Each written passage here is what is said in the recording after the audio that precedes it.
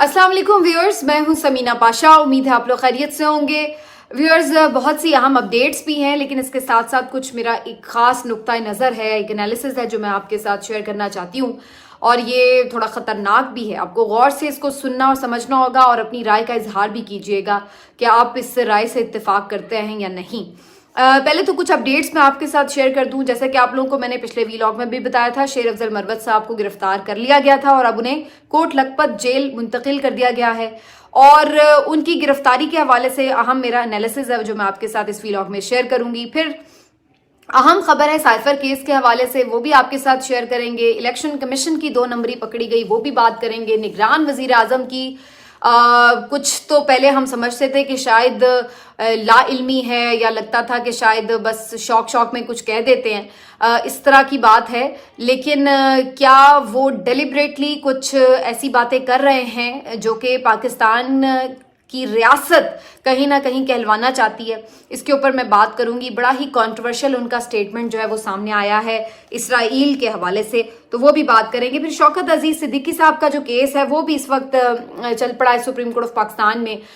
इसके बारे में भी आपको मैं बताऊंगी आज की कार्रवाई। और फिर इमरान खान साहब की जो एक समाअत है दरख्वास्त जमानत की, उसके ऊपर एक बेंच तब्दील हो गया सुप्रीम कोर्ट का। 22 दिसंबर को कौन सा बेंच समाअत करेगा वो भी आपके साथ मैं डिस्कस करूंगी। तो बहुत सारा कुछ है जी आपसे डिस्कस करने के लिए। आपसे रिक्वेस्ट है कि चैनल को सब्सक्राइब कर लें अगर अभी तक सब्सक्राइब नहीं किया।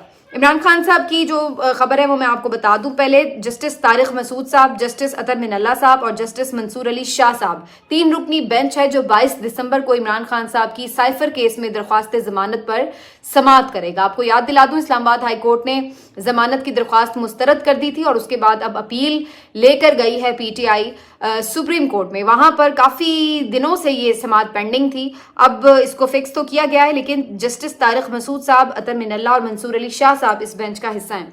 तारिक मसूद साहब के हवाले से मुझे लग रहा है कि ये जस्टिस आमिर फारूक साहब का ही पार्ट 2 है बेसिकली। और जिस बेंच में भी ये हैं वहां पर कुछ खास उम्मीद नहीं रखी जा सकती कि ये कोई भी ऐसा फैसला करेंगे जिसमें कोई नरमी होगी या कोई रिलीफ मिलेगा, या किसी भी तरह इस्टेब्लिशमेंट के कोई खिलाफ खड़े होकर ये कोई फैसला दे सकेंगे, या यूं कह लीजिए कि पीटीआई को कोई इनसे रिलीफ मिलने की उम्मीद है। तो मुझे तो अब ये बात काफ़ी क्लियर नज़र आ रही है कि ऐसा कोई भी फैसला हो तो उसमें जस्टिस तारिक मसूद साहब को लाजमी बिठा दिया जाता है। तो अब जस्टिस तारिक मसूद साहब जो हैं वो अतर मिनल्ला साहब और मंसूर अली शाह साहब के हमरा जो हैं वो ये दरख्वास्त जमानत पर समाअत करने जा रहे हैं। तो 22 दिसंबर को देखते हैं जी क्या होता है इस हवाले से। लेकिन मामला कुछ 50-50 सा ही है। अतर मिनल्ला साहब बिल्कुल एक ऑनरेबल जज हैं और काफ़ी हद तक कहा जा सकता है कि वो आइन और कानून के मुताबिक जो है वो बात कर लेते हैं। मंसूर अली शाह साहब जो हैं उनके बारे में भी कुछ कहना क़ाबिल वक्त है। वैसे तो ये तरीका ठीक नहीं है कि हम फर्दन किसी जज को जज करें, लेकिन जो इस वक्त एक डिवीजन है सुप्रीम कोर्ट में, उसकी वजह से जो बेंचेस बनते हैं उस पर नज़र रहती है और यही वजह है कि ये सारी चीज़ें जो है वो कंट्रोवर्शियल बनी रहती हैं। तो बहरहाल इस वक्त सिस्टम तो सारा इमरान खान साहब के अगेंस्ट है, तो इसलिए कोई भी खैर की तवक्को तो हमें नज़र नहीं आती किसी तरफ से। अब आ जाते हैं इस बात के ऊपर कि जो शौकत अजीज सिद्दीकी साहब का केस है सुप्रीम कोर्ट में फिक्स हुआ, उसकी भी समाअत हुई। जस्टिस काजी फायज ईसा साहब खुद इस बेंच को लीड कर रहे हैं और ये बेसिकली जस्टिस शौकत अजीज सिद्दीकी साहब इस्लामाबाद हाई कोर्ट के जज थे और इनको रिमूव कर दिया गया था इनकी कंट्रोवर्शियल तकरीर के ऊपर। और उस वक्त के जो आईएसआई के चीफ है जनरल फैज़ हमीद साहब, उनके हवाले से इनके तहफ़्फ़ुज़ात थे कि उनके कहने के ऊपर उनको रिमूव किया गया है। और उसके बाद से फिर इन्होंने अपील भी दायर की, सुप्रीम जुडिशल काउंसिल में भी इनका मामला गया। फिर उसके बाद बीच में इनका मामला बिल्कुल किसी ने समाअत के लिए फिक्स ही नहीं किया और अब काफ़ी सालों के बाद जस्टिस काजी फायज ईसा साहब ने इनकी अपील को इस वक्त फिक्स किया है समाअत के लिए। तो काजी फायज ईसा साहब आज जब इस केस की समाअत कर रहे थे तो इस दौरान हामिद खान साहब हैं बेसिकली शौकत अजीज सिद्दीकी साहब के वकील, और ये इरफान सिद्दीकी साहब के भाई भी हैं। आपको मैं याद दिला दूं जो कि सेनेटर इरफान सिद्दीकी साहब पीएमएलएन के सीनियर रहनुमा भी हैं और आप कह सकते हैं कि नवाज शरीफ साहब की तकारीर भी लिख कर देते हैं। तो बयानिया बनाने वाले जो कलम हैं उनमें इरफान सिद्दीकी साहब शामिल हैं। तो बहरहाल जी शौकत अजीज सिद्दीकी साहब के जो वकील हैं हामिद खान साहब, उनकी काफ़ी देर बहस मुबाहिसा हुआ है आज चीफ जस्टिस साहब के साथ। और चीफ जस्टिस साहब ایز پر ہز روٹین کافی بحث کر رہے تھے انہیں بات کرنے، جو کم از کم میں نے اس میں لائیو چونکہ اس کی ٹیلی کاسٹ ہو رہی تھی تو جو اس کی چیزیں میں نے دیکھی اس میں مجھے یہی نظر آ رہا تھا کہ وہ بار بار اپنی بات پر ہی اصرار کر رہے تھے. اور ان کی بات کیا تھی بیسکلی، جب حامد خان صاحب اپنا کیس بلڈ اپ کر رہے تھے تو اس میں وہ ذکر کر رہے تھے فیض حمید صاحب کے حوالے سے. انہوں نے نام نہیں لیا اس طرح سے لیکن ادارے کی بات کی. اس پر چیف جسٹس نے کہا کہ کیا پورا ادارہ ہی آپ سمجھ رہے ہیں کہ ان کے خلاف تھا تو یا پھر شخصیات، اور اگر شخصیات ہیں تو پھر آپ شخصیات کو باقاعدہ یا تو پارٹی بنائیں، یعنی ان کو فریق بنائیں اور پھر ان کا بھی موقف لیا جائے، اور یا پھر آپ یہ کہیں کہ جی آپ کسی شخصیت کو فریق نہیں بنانا چاہتے اور اس پر پھر بات بھی نہ کریں. اب حامد خان صاحب جو تھے وہ بات تو کر رہے تھے لیکن وہ اس بات پہ کلیئر نہیں تھے کہ انہیں فریق بنانا ہے یا نہیں اس وقت کے D G I S I کو. تو اس پر چیف جسٹس صاحب نے کافی ان کو گرل بھی کیا اور اس پوائنٹ پر لے کر آئے کہ یا تو آپ انہیں فریق بنائیں یا پھر ان کے اوپر الزامات نہ لگائیں، کیونکہ ہمیں پھر ورنہ ان کا موقف بھی لینا ہوگا. تو بہرحال بعد ازاں معاملہ یہی طے پایا پھر مشاورت کے ساتھ اپنی کلائنٹ کی کہ اب انہوں نے انہیں باقاعدہ فریق بنانے کا فیصلہ کر لیا ہے، اور اب اس سلسلے میں انہوں نے 3-4 نام اور بھی اس وقت کے جو آئی ایس آئی کے مطلب مختلف افسران تھے ان کے بھی نام شامل کیے ہیں اور ان کو اب باقاعدہ فریق بنایا گیا ہے. اب اس کو اگر ایک طرح سے دیکھا جائے تو بظاہر یوں لگتا ہے کہ قاضی فائز عیسیٰ صاحب، ایک طرف تو یہ بات ٹھیک لگتی ہے اصولی طور پر کہ بھئی انہیں پارٹی بنایا جائے اگر آپ ان پر بات کر رہے ہیں، لیکن دوسری طرف اس کو ایک اینگل سے اور بھی دیکھا جا سکتا ہے کہ قاضی فائز عیسیٰ صاحب جان بوجھ کر یہ چیز اس طرح سے کر رہے ہیں اور جنرل فیض حمید صاحب کو لانا چاہتے ہیں اپنی عدالت میں، ان کے کٹہرے میں. سب جانتے ہیں کہ قاضی فائز عیسیٰ صاحب کے اگینسٹ جو ریفرنس تھا اس کے اوپر سیدھا جو الزام ہے وہ یہی ہے کہ اسے پرووک بیسیکلی قاضی فائز عیسیٰ صاحب کے خلاف جو ریفرنس تھا اس کو فیض حمید صاحب نے کیا تھا.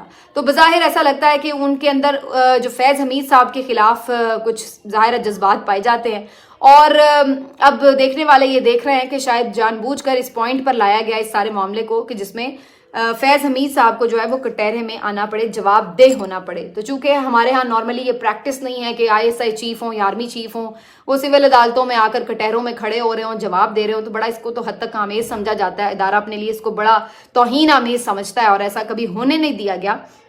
لیکن اب یہ جو معاملہ ہے دیکھتے ہیں آگے کس طرح بڑھتا ہے اور کیا اس میں پھر اگین ایک وہ ہم چیز دیکھیں گے کہ پھر اسٹیبلشمنٹ اپنے جو سابق چیفز ہیں ان کو بچانے کے لیے بیچ میں آئے گی یا نہیں، تو یہ دیکھنا ہوگا. تو بہرحال یہ ایک انٹرسٹنگ کیس ہے، لیٹس سی کہ اس میں سے کیا نکلتا ہے. اب آ جاتے ہیں اس بات کے اوپر کہ نواز شریف صاحب نے بھی آج خطاب کیا. نواز شریف صاحب کا خطاب جو تھا وہ بالکل بھی مجھے نہ پہلے 21 اکتوبر والی ان کی جو تقریر تھی وہ امپریسو لگی، نہ آج مجھے کوئی خاص بات لگی. میں نے پہلے بھی کچھ دن پہلے آپ سے کہا تھا کہ وہ بالکل اٹک کر رہ گئے ہیں اور ان کے جو معاملات ہیں، جو ان کا ذہن ہے وہ کچھ اور ہی انہی چیزوں میں الجھا ہوا ہے کہ جہاں پر انہیں محسوس ہوتا ہے کہ ان کو نکالا گیا یا ان کے ساتھ زیادتی ہوئی یا ان کے خلاف سازشیں کی گئیں. تو آج ساری کہانی انہوں نے ریپیٹ کی، میرے ساتھ یہ ہو گیا، میرے ساتھ وہ ہو گیا. تو ان کا وہ جو اگین ایک رونا ہے، دھونا ہے، وہ چلتا رہا سارا وقت. اور پھر اس کے بعد آخر میں جا کر کے انہوں نے پھر سے وہ بات ریپیٹ کی کہ جی جنہوں نے یہ کیا ان کا حساب ہونا چاہیے. میں انتقام کی بات نہیں کرتا لیکن حساب تو ہونا چاہیے. اور پھر الٹیمیٹلی انہوں نے یہ بھی بات کی کہ جی وہ خدمت کریں گے اور سارا وہ دور اپنا بتانا شروع ہو گئے کہ جی اس وقت یہ تھا، اس وقت یہ تھا، تو اب ہم ایسا کر دیں گے، ویسے کر دیں گے. تو یہ بیسکلی ایک نیریٹو بلڈنگ کی کوشش تھی. اور اس میں جو میرا اس پہ انالیسز ہے وہ صرف یہی ہے کہ نواز شریف صاحب آ گئے ہیں، گراؤنڈ ریئلٹی انہیں نظر آ گئی ہے کہ عوام ان کے ساتھ نہیں ہے. ٹی وی اسکرین پر ریکارڈڈ ایک خطاب کر کے انہوں نے ایک بیانیہ بنانے کی ناکام سی کوشش کی، اور بیانیہ ان کا صرف اب یہی بنتا نظر آ رہا ہے کہ سہیل وڑائی صاحب نے آج جس کے اوپر ایک بات کی، میں ان کی بات کو لے کر آپ کو اپنی کامنٹ دے دوں گی. کہ انہوں نے کہا کہ جی پرانی جو اسٹیبلشمنٹ تھی ان کے ساتھ ان کے گلے شکوے ہیں اور آج کی جو اسٹیبلشمنٹ ہے ان کے ساتھ وہ آگے چلنا چاہتے ہیں. تو یہ ایک بیانیہ جو ہے انہیں اب کنفیوز کر رہا ہے، وہ الجھ کر رہ گئے ہیں. لیکن مجھے یہ سمجھ نہیں آیا کہ پرانی اسٹیبلشمنٹ کے ساتھ ان کے گلے شکوے کس بات کے تھے. وہاں تک تو بات ٹھیک تھی جب تک کہ وہ جیل میں تھے، لیکن اس کے بعد 2019 سے جب رابطے شروع ہو گئے تھے اور خواجہ آصف صاحب خود آن ریکارڈ یہ کہہ چکے ہیں کہ ہمیں جنرل باجوہ نے آفر کر دی تھی کہ آپ پنجاب لے لیں اور پھر اس کے بعد وفاق بھی ہم آپ کو بعد میں دے دیں گے. اور پھر ساری جو سازش ہے وہ ہم نے دیکھا کہ 2022 میں جا کے انجام پذیر بھی ہوئی. تو پھر اب شکوے کس بات کے باقی رہ گئے؟ مطلب آپ کے केसेस को मंतकी अंजाम तक पहुंचाने नहीं दिया गया। नैब के मामलात में पहले तो तमाम लोग ज़रूर गिरफ्तार हुए, बिल्कुल ठीक है, लेकिन फिर उसके बाद सारे रिहा भी हो गए। फिर नवाज शरीफ साहब को जेल से लंदन भी भिजवा दिया गया बड़े आराम से, और 50 रुपए के स्टाम्प पेपर पर भिजवा दिया गया। फिर उसके बाद हमने देखा कि उनकी इमरान खान साहब की हुकूमत भी तलपट कर दी गई।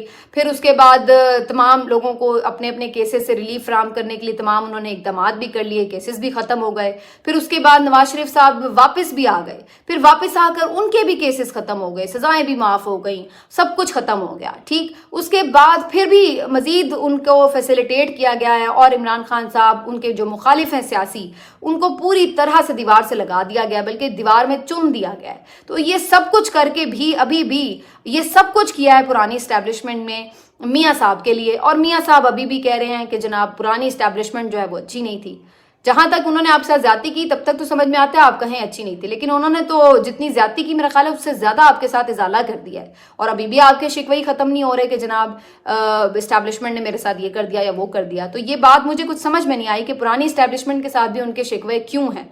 चले आज के साथ तो नहीं है, लेकिन पुरानी के साथ भी क्यों है। उन्होंने तो अच्छा खासा इजाला कर दिया, अपने सर इतनी उन्होंने आप कह लीजिए कि इतना वजन उठा लिया है जो कि कितना मेरा ख्याल है 75 सालों में इदारे के ऊपर नहीं था। 71 के बाद शायद इस वक्त बाजवा साहब के दौर के आखिर में जाके ये सूरत हाल बनी कि इतना अनपॉपुलर हो गया था अदारा। इससे पहले तो वरना इस तरह की सिचुएशन नहीं थी। तो इतना कुछ उन्होंने अपने सर में खाक डाल ली आपकी वजह से, और आप अभी भी उनके खिलाफ जो है वो एहतसाब और हिसाब की बातें कर रहे हैं। तो ये बयानिया भी कोई मुझे तोड़ चढ़ता हुआ नजर नहीं आता। बहरहाल जी, ये उनका एक सारा स्टेटमेंट है, लेकिन अवाम को कोई इंटरेस्ट नहीं है। आप देख लें कि कितने लोग इस पर बात कर रहे थे। आज सबसे ज़्यादा जो लीडिंग स्टोरी रही वो कौन सी रही? वो रही जनाब शेर अफजल मरवत साहब की स्टोरी, जहां पर हम देखते हैं कि शेर अफजल मरवत साहब को लाहौर हाई कोर्ट के बाहर से गिरफ्तार कर लिया गया। जो इसकी फुटेज सामने आती है वो भी बड़ी अफसोसनाक है। बज़ाहिर ऐसा लगता है कि उन्हें टॉक के लिए बुलाया गया, फिर उसके बाद उन्हें अचानक से धावा बोलकर गिरफ्तार कर लिया गया। दौरान गिरफ्तारी भी उनके साथ बड़ा तौहीन आमेज सलूक किया गया, कॉलर से पकड़ा गया, धक्कम पेल हुई और उन्हें जोर जबरदस्ती करके गाड़ी में डाला गया। अब वो कोई ऐसे क्रिमिनल नहीं है जिसने कोई कर लिया हुआ है जुर्म, जिसके साथ आप भाई इस किस्म का सलूक करें। वैसे तो किसी के साथ भी नहीं करना चाहिए, लेकिन अगर होता ना कि जी कोई बंदा है जो जुर्म कर बैठा है आपके सामने और आप उसको पकड़ धकड़ करके अंदर डाल रहे हैं, तो फिर भी बात समझ में आती है। आपने एमपीओ के तहत उन्हें गिरफ्तार किया। एमपीओ का मतलब ये है कि गिरफ्तार, अभी उसने कोई जुर्म किया नहीं है, खदशा है कि जनाब इसकी वजह से कोई अमनो अमान की सूरत हाल पैदा ना हो। तो ये होता है बेसिकली। तो एक खदशे के पेश नजर आप इतनी बदतमीजी और तौहीन आमेज तरीके से एक सीनियर वकील रहनुमा को गिरफ्तार कर रहे हैं, और वो भी लाहौर हाई कोर्ट के बाहर से। तो सबसे पहले तो ये सारे मनाजिर एक पार्ट 2 लग रहे थे, जिस तरीके से इमरान खान साहब को भी इसी तरह से हद तक आमेज तरीके से गिरफ्तार किया गया था। 12 शेर अफजल मरवत साहब को जब गिरफ्तार किया गया तो उसके बाद से जो सिचुएशन बनी है उसको मैं बड़ा क्लोजली मॉनिटर कर रही थी, और मेरे बहुत सारे कंसर्न्स हैं इसके ऊपर। पहली चीज़ तो मुझे ये लगा कि जो शेर अफजल मरवत साहब की गिरफ्तारी लाहौर में हुई है, इससे तो ऐसा लग रहा है कि कोई खास मैसेज दिया गया, क्योंकि जो उनके साथ काम करने वाले लोग हैं वो ये कह रहे हैं कि पहले उन्होंने यहाँ पर नहीं आना था, प्लान नहीं था, लेकिन फिर बाद में वो यहाँ पर आए हैं कन्वेंशन के लिए या खिताब के लिए बाहर से, और फिर उसके बाद अचानक से उनको गिरफ्तार किया गया। तो एक तो मुझे यहाँ लाहौर में उनका आने के बाद गिरफ्तार होना बहुत जो है वो खतरनाक लग रहा है। खतरनाक इसलिए लग रहा है कि ये कहीं हम फिर वो वाली सिचुएशन में तो नहीं जा रहे जो हम 71 में देख चुके हैं। मैं बार बार इस खदशे का इजहार क्यों कर रही हूँ? मैं इसलिए कर रही हूँ क्योंकि उस वक्त भी यही सूरत हाल थी कि भाई जैसे आज आपने एक मैसेज दिया कि भाई ठीक है, जो करना है केपी में करो, तुम वहीं रहो। यहाँ आकर अगर आप लोगों ने मैदान मारने की कोशिश की, कन्वेंशन करने की कोशिश की, कोई एक्टिविटी करने की कोशिश की, यहाँ नहीं हम करने देंगे। तो ये यहाँ वहाँ वाला जो मामला है ये तो फिर 71 में था कि वहाँ तुम यहाँ हम। तो आप यही पैगाम दे रहे हैं कि जी तुम उधर ही रहो, बस इधर का रुख ना करना। क्या पंजाब पाकिस्तान का हिस्सा नहीं है? क्या यहाँ पर जो खैबर पख्तूनख्वा में लोग बसते हैं या जो सिंध में लोग बसते हैं, क्या वो पंजाब में नहीं आ सकते? क्या वो यहाँ आकर सियासी सरगर्मी नहीं कर सकते? अगर उन्हें वहाँ इजाज़त है या वहाँ उनको ये लिबर्टी हासिल है, तो यहाँ पंजाब में ये क्यों हासिल नहीं है? तो आपने आज क्लियर मैसेज दिया है कि अगर आपका ताल्लुक पीटीआई से है, अगर आप पीटीआई के नाम लेवा हैं, अगर आप पीटीआई के कोई कारकुन हैं या सियासी लीडर हैं और आप कोई एक्टिविटी करना चाहते हैं, तो आपको पंजाब में आज़ादी नहीं है।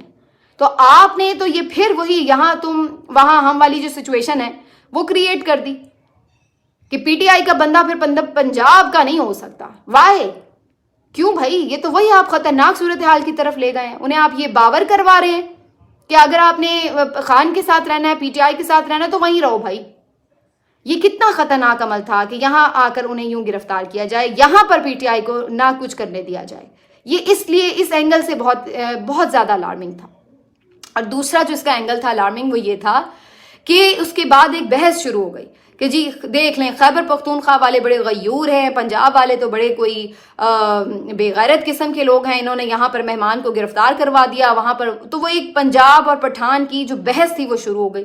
یہ اٹ سیلف ایک خطرناک عمل ہے کہ آپ نے ایسا کیا کہ دو جو مختلف اقوام ہیں ان کو ایک دوسرے کے آمنے سامنے کھڑا کر دیا, پختون اور پنجابیوں کو. تو یہ ایک پرووک کرنے کی بھی سازش ہو سکتی ہے کہ بھئی اس قسم کی ایک تعصب ابھرے. اور یہ پی ٹی آئی کو ایک جو پی ٹی آئی کا ایک ایلیمنٹ ہے کہ جناب یہ کے پی میں بھی ہے, سندھ میں بھی ایگزسٹ کرتی ہے, بلوچستان میں بھی ایگزسٹ کرتی ہے اور پنجاب میں بھی, چاروں صوبوں میں ایگزسٹنس ہے اس کی. تو جان بوجھ کے یہ درار ڈالی جا رہی ہے کہ جیسے آپ کو یہ بتایا جا رہا ہو آپس میں پی ٹی آئی کے پی والے اور پی ٹی آئی پنجاب والے آپس میں بھیڑ جائیں کہ دیکھو تم لوگ کمزور ہو, تم لوگ ایسے ہو, تم لوگ بزدل ہو, ہم لوگ وہاں پہ تگڑے ہیں, تو وہ آپس میں بھی الجھ جائیں. تو یہ دونوں طرح سے ہی بہت خطرناک عمل ہے کہ آپ جو ہیں وہ لوگوں کو آپس میں فساد کروانے کے لیے ایک اس طرح کی سچویشن کریٹ کر دیں. آئی ہوپ کہ ایسا نہ ہو, لیکن یہ خطرناک چیز تھی. اور اس کے بعد ہم سارا دن اسی کے اوپر ڈسکشن دیکھتے رہے, سوشل میڈیا کے اوپر چلتی رہی ہے. اب کل کے لیے لاہ عمل کا اعلان کیا جا رہا ہے, وکلا بھی اب تھوڑے ایکٹیو ہو رہے ہیں.